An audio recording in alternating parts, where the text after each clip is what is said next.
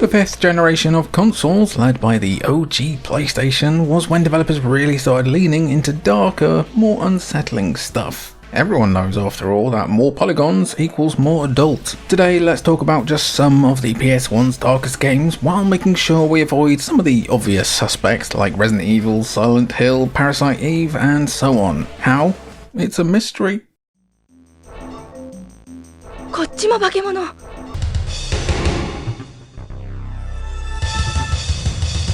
Alright, this one is disturbing, but in a different way than you might expect. There was something about FMV horror games back in the day that just attracted the sickos. The amount of gore in Phantasmagoria alone was enough to cause an uptick in the sales of pearl necklaces due to the amount of clutching that was going on at the time.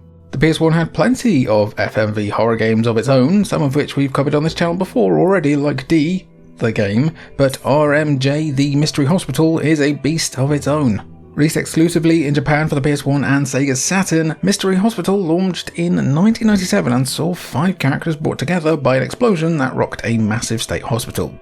I love that song, by the way, Frightened Rabbit Forever. That'd be terrifying enough under the best of circumstances, but then there's the added global pandemic taking place. Anyone remember one of those? Meaning everyone has to avoid contacting a deadly airborne plague. Throw in a potential conspiracy about what's lurking underneath the hospital and some absolutely insane writing and voice acting, and you've got the makings of one of the more unhinged yet still dark games on PS1.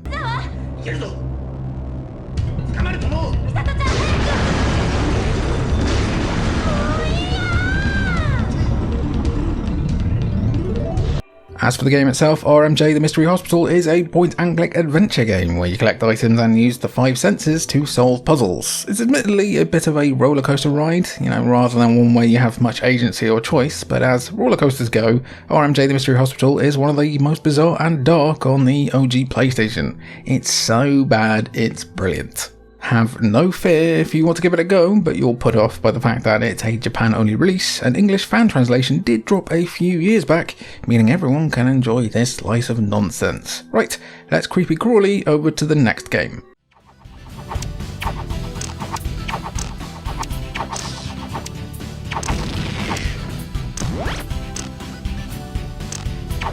Regardless of whether or not you're an arachnophobe, we think pretty much everyone can agree that having your consciousness transferred into a spider would be pretty unchill. Basically, you'd be doomed to get squashed by some human with a tissue, or trapped in some long-armed spider catcher fated to be tossed outside. Also, you can't wear any nice pants. Pass. Pass. Fortunately for protagonist Dr. Michael Kelly in the game Spider, the video game, life as an 8-legged freak is a little bit better than it would be for the average house spider, considering Kelly is controlling a cybernetic spider complete with leg attachments like guns and blades. The bad news for Mr. Kelly, however, is that his consciousness is trapped inside the robot spider, his body has been kidnapped by ne'er-do-wells led by a literal brain in a jar, and if you don't manage to defeat those evil cretins, he'll be stuck as a spider forever. Time to get crawling, Michael. Your body isn't going to save itself, pal. The gameplay of Spider sees Kelly exploring 3D levels on a 2D plane using all the abilities you'd expect of a spider, like climbing walls and spinning silk to solve platforming challenges and overcome hostile obstacles. There's also 10 weapons to be found throughout the game, which can be attached to your front legs to deal more damage to enemies in your way, including other cybernetic animals that have broken free. Spider might not be as horrifying or jump scare heavy as horror games on the PS1, but the existentialism of your mind inside of a spider is enough to keep some people up at night, and I will also never be over the box art for this game. Still sick. Still sick.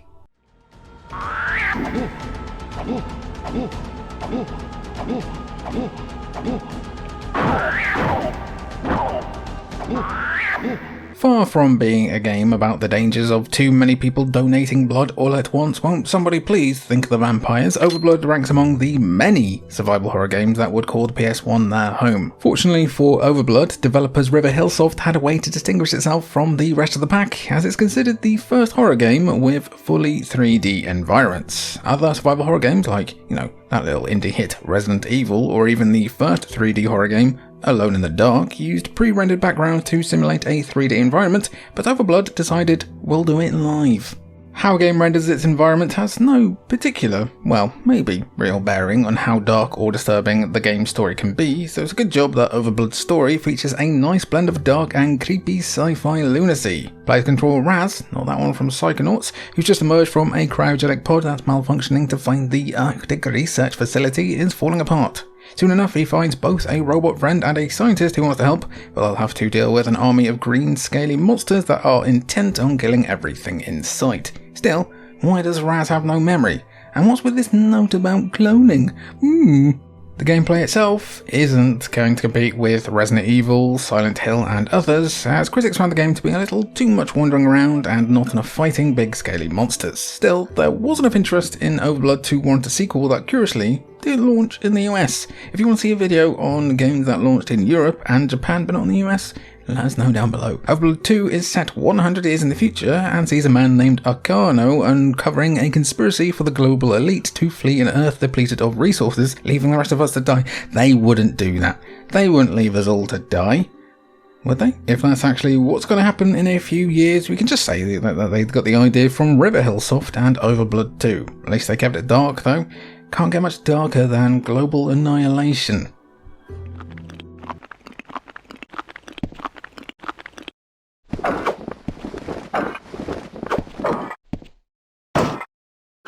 To say that From Software likes making games about incredibly dark worlds and subjects is like saying we love F-Zero. Of course they do, almost as much as Poison Swamps. While Dark Souls, Bloodborne, Adventures of Cookie and Cream and Elden Ring are perhaps FromSoft's most notable dark games, they've been meddling in the macabre for decades now. Kingsfield is no walk in the park in the dark stakes, but if you want an extra bit of gloom, tragedy and horror, you want to try Shadow Tower. Similar in a lot of ways to Kingsfield, Shadow Tower is a first-person RPG where you descend into a dungeon filled with monsters. The atmosphere is oppressive, the monsters, I'll stop saying like that now, are terrifying and the gameplay is brutally hard, but the story tying it all together is also pretty dark.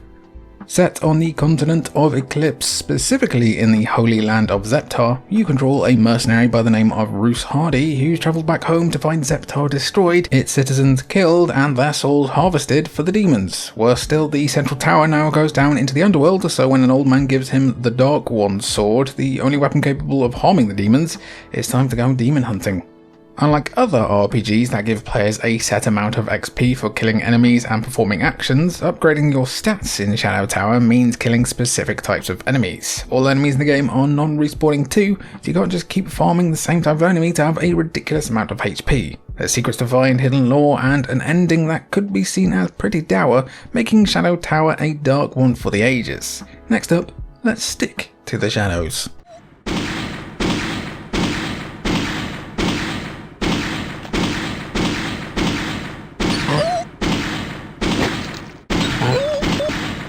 Of course this game is dark, just look at the name. Shadow is literally created through the obscuring of light, so a shadow man, a shadow made of man, pretty dark stuff. Joking aside, many might have been introduced to Shadow Man through the Acclaim developed action-adventure games, but Shadow Man as a character had existed before Acclaim got the rights to him. Not much before though, as Shadow Man started in 1992 and Acclaim Comics got the right in 1994. While the original Shadow Man was a man named Jack Boniface, the Shadow Man game is based on the second run of the comics, debuting in 1997 and created by writer Garth Ennis of The Boys fame, and artist Ashley Wood, who worked on Metal Gear Solid digital comics. This new take on Shadow Man follows Michael Leroy, a college dropout turned voodoo-powered anti-hero who has to stop threats from the world of the dead, known as Deadside, messing things up for the land of the living, or Live Side. For the game specifically, that includes a monstrous entity named Legion, and Jack the Ripper himself, who's built an asylum for serial killers within Deadside at Legion's behest. That's a lot. Best described as a 3D Metroidvania of sorts, Shadow Man sees Mike Leroy travelling across both Liveside and Deadside in his quest to stop Jack and Legion, unlocking new powers and weapons as he goes that can unlock new areas and even more goodies. It is a trial and error experience, admittedly, as Shadow Man refuses to hold your hand as you try to play it, and it does get a bit annoying, but it is a journey worth sticking with.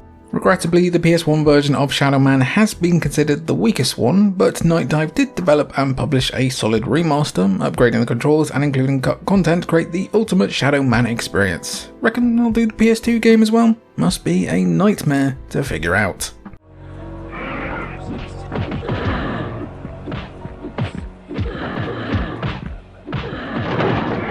Say what you want about nightmare creatures, but you know precisely what you're getting from the name alone. This isn't a walking along having a great day at the park with your girlfriend simulator. This is nightmare creatures. There are monsters here and they're both scary and looking to murder the life out of you. That sounds a bit dark already, but it's how Nightmare Creatures weaves real life history that's both dark and fun. Starting out in the year 1666, the most devilish of all the years, Nightmare Creatures sees a cult called the Brotherhood of Hecate trying to create an elixir to cultivate a race of superhumans. Naturally, they get Nightmare Creatures instead, but when the cult remain undeterred in their plans for world conquest, one of them betrays the group and inadvertently causes the Great Fire of London.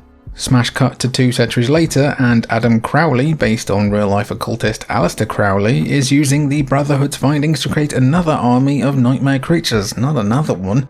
Stopping Crowley is left to Ignatius Blackward, a priest and occult expert, and Nadia Franciscus, the daughter of a scientist who was killed by, yep, you guessed it, nightmare creatures. Looking like a spiritual predecessor to Bloodborne and playing out like a hack and slash, you control either Ignatius or Nadia as they use a variety of weapons at their disposal to defeat the creatures plaguing London. Something that makes Nightmare Creatures a bit more unique compared to other hack and slashers is the quite polarizing adrenaline bar, which forces players to seek out combat in order to avoid losing health. It isn't the greatest game ever made, but it is pretty cool from an artistic point of view. It's all action all the time against some of the most disgusting creatures ever seen on the PS1. I don't know, it's almost enough to give someone nightmares. Creatures.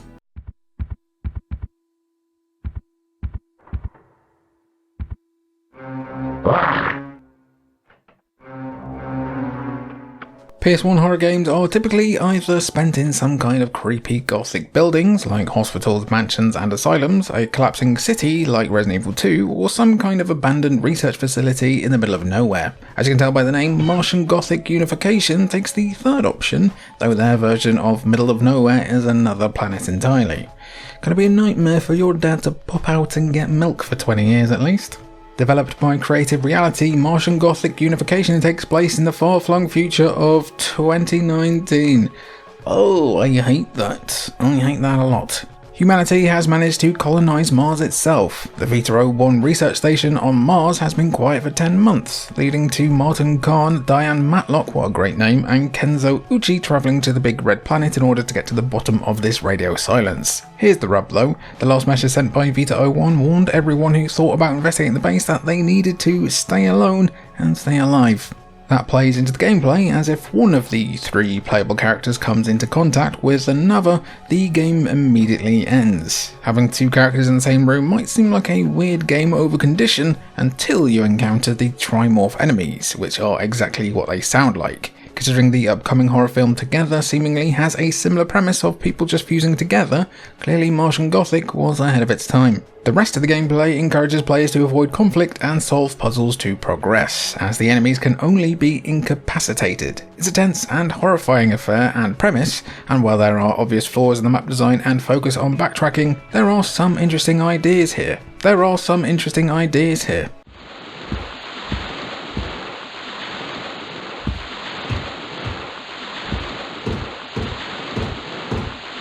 Another FromSoft developed trip into the world of the grim, grisly and grotesque, and bloody love it, they do. The Echo Knight series is another property that arose from FromSoftware's work on the Kingsfield series, specifically Kingsfield 3. Story goes right that FromSoft were messing around with the Kingsfield 3 engine and wanted to create a game that pushed the boundaries even further. If KF3's graphics were realistic, Echo Knights were going to be that little bit better. Echo Knight stars Richard Osmond, who has absolutely no relation to Donoi, but he is looking for more information about his father, Henry. Left to his own devices at Henry's house, Richard starts to uncover the mystery surrounding the disappearance of the ship Orpheus, which vanished without a trace with dozens of souls on board. Richard even experiences that firsthand as he actually ends up on the Orpheus, interacting with the ghosts and trying to resolve their unfinished business. Of course, some ghosts are a bit more hostile than others, making the job harder for Richard, and there's a small matter of a potentially possessed serial killer too. Still, it can't be worse than a few crazy horses, eh? Unlike other horror games on the PS1, Echo Knight is a more low stakes affair. There's no big guns or violent boss fights to deal with, as light is your best defense against any ghastly ghouls. But the subject matter, eerie atmosphere, and the acknowledgement of the darkness that can exist within human nature makes Echo Knight one of the dark PS1 games you can play. Again, it's also quite literally dark if you don't turn those lights on. Echo Knight would even spawn a couple of sequels on PS1, PS2 and PSP, all with lead characters inexplicably named Richard Osmond as well. We don't know why From Software really liked that name, but they did.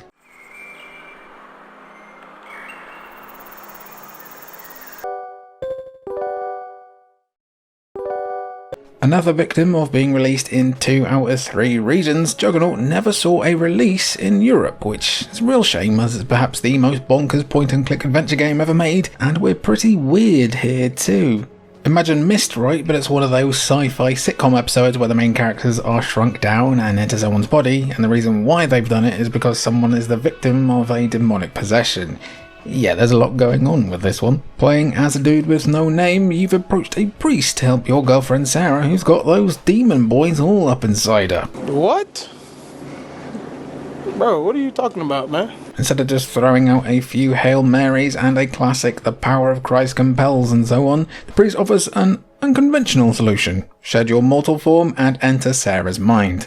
You find a large mansion, not unlike those found in games like Resident Evil, but it's what's inside the mansion that makes Juggernaut a really peculiar game. There's items to find and puzzles to solve, but there are also microcosms, 8 self-contained stories set in 1 of 4 different areas, a prison island, a jungle, a forest, and cyberspace that you need to complete in order to cleanse Sarah's soul. You're kinda like Norton Antivirus, but you actually do something. Because Juggernaut is a point-and-click adventure game first and foremost, the majority of the game is about solving riddles and puzzles rather than combat encounters, and any fights that do occur take place in the form of quick time events. Reviews for Juggernaut would end up middling at best, with many praising the story and puzzles, but ultimately finding it to be just another entry into a genre that was fit to bursting already. But you know what? Just a note, I disagree. Give it a go.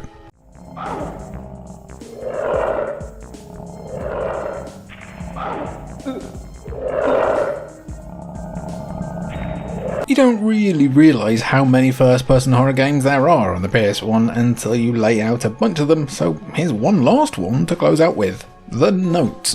Any Americans who don't know what this is should be surprised, considering this is yet another victim of bizarre local lockouts, as The Note only launched in Japan and Europe, meaning you missed out on another example of an incredibly dark PS1 game. Set in a remote European village, you control Akira, who's a freelance occult journalist sent by a distraught mother to investigate the disappearance of her daughter Linda and friends Toshi and Dave. What is with people disappearing in these dark horror games? A bit dark, isn't it? All Akira has to go on is the last thing sent to Linda's mother, a photograph of a mysterious mansion that seemingly captures some unearthly spirits within. Once Akira arrives with his assistant Angela, he finds the mansion filled with creatures and monsters, including werewolves, bats, rats, and zombies. Familiar. Hopefully they don't run into a mean demon lady called Necromeda that has nefarious plans for them all. That would be a real shame. The gameplay is much like you'd expect from most of other horror games, as you're exploring the mansion dealing with monsters using a variety of items and weapons. The key gimmick with The Note is that you can bind various actions and weapons to the 4 shoulder buttons, which in theory is supposed to stop players from farting around in menus for half of the game. Considering there's only 4 buttons and over a dozen equipable items, it was a good idea in theory. It's certainly flawed and the gameplay isn't much to write home about overall, but The Note is dark and interesting enough to warrant a quick look on the PS1 at the very least. Could you do a quick look at our outro? Good, here it is, here's the outro. Outro gang, how's your week been? They let you do that these days. Wow. So those were just some dark PS1 games, you know, minus the obvious contenders. What is it? Title suspects? Can't remember. I really can't remember, it's gone blank. If you want to see more dark PS1 games, be sure to drop your recommendations down below. Thanks again to our lovely members here who have membered and for £1 or a freedom buck a month and get early access to videos and stuff, and my love and appreciation. But though, Messi the GOAT. That's incorrect. It's Tony Hibbert, and you know it. I've been Jimmy of Watchers. It's been a pleasure to have you, and thanks for watching.